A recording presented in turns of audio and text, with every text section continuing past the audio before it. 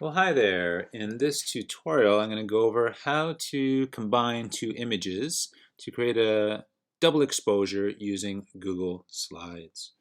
So I've shared a document with all of you that's an 8 by 10.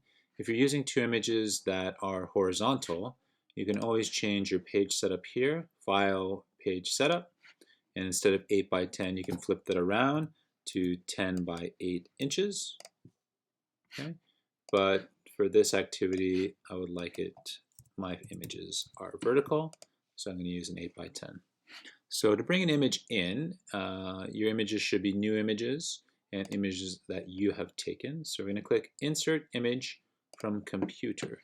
So the first image I'm going to bring up is some bees. So my in-laws have some bees and the image is in. Obviously there's a problem right at the start. It is horizontal, it should be vertical. So what I can do is I can click on this little circle, click and drag until it's straight. To move it, all I have to do is click and drag it up. And what's neat about Google Slides is it'll tell me when it's perfectly lined up at the top, and on the left-hand side, you'll get a red line. So I'm going to let go here. I want to fill in my whole space here, so I'm going to click on a corner. Don't drag it from here, because if I drag it from here, it's going to skew the image. You never want to do that. I'm going to click on this corner and drag down like so. Let's try that again.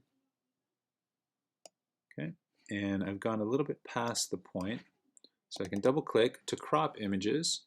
I can double click on the image and drag up, okay, until I get to my point. So I want to go right there and let go there and double click.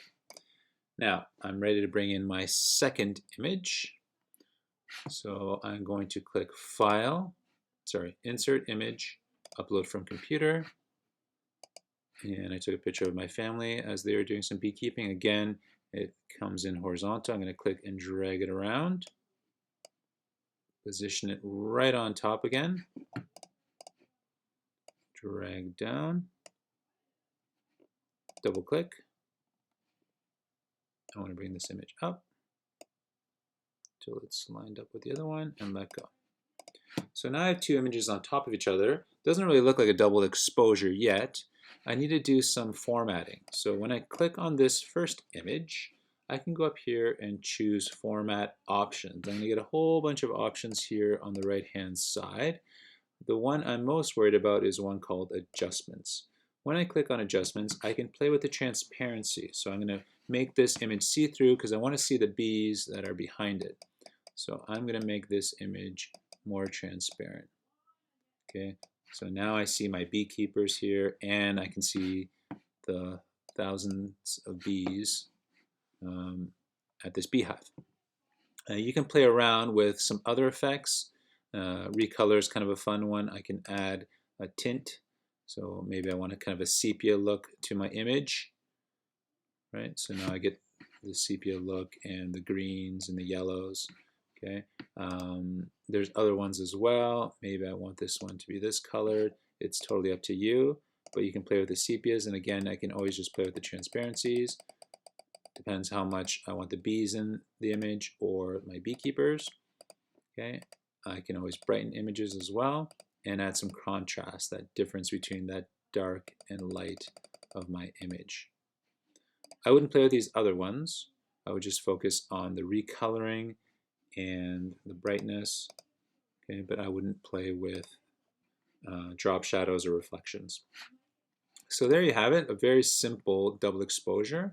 When you're totally done, you can just leave it as is and turn in. I've given you all the documents, so all you need to do is add the images in. You can close this here and just hit turn in. Once you're happy with it, I can download them as JPEGs. But yeah, have fun with it. Take some cool photos and practice making a double exposure of your own using Google Slides.